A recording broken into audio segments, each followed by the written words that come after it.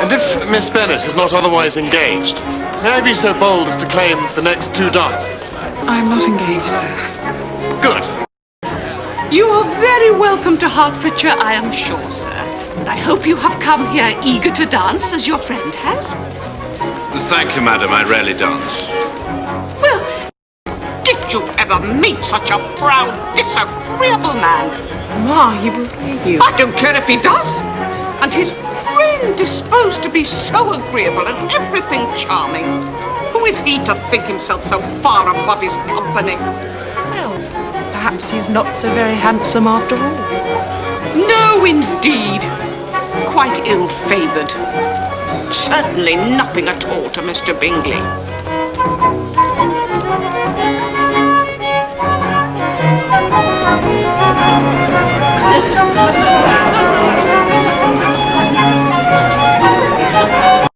Come, Darcy. I must have you dance. I must.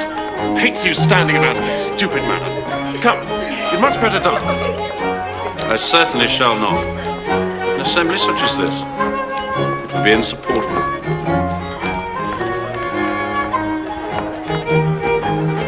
Your sisters are engaged at present.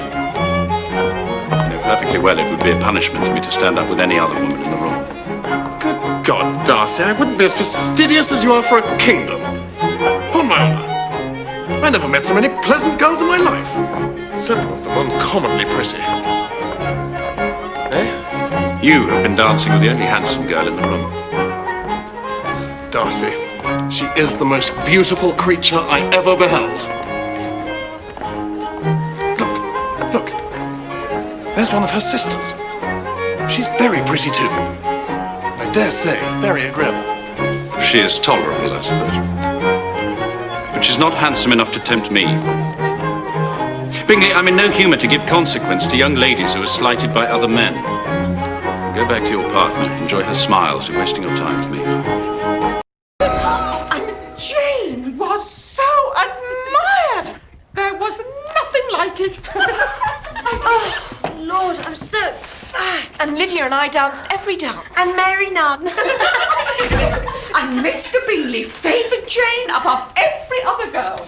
For he danced the first 2 with her, and then the next with Charlotte Lucas, which vexed me greatly. But lo, there in the very next, nothing would please him but to stand up with Jane again. And then you know he danced with Lizzie. And then, what do you think he did next? Enough, madam. For God's sake, let's hear no more of his partners. Woody had sprained his ankle in the first dance. Oh, and his sisters. Oh, such charming women, so elegant and obliging. Oh, I wish you had seen them. I dare say the lace on Mrs. Hurst's gown alone.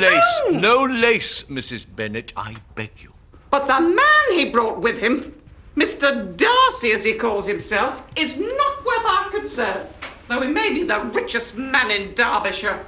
The proudest, the most horrid, disobliging. He slighted poor Lizzie, you know, and flatly refused to stand up with her. Slighted my Lizzie, did he?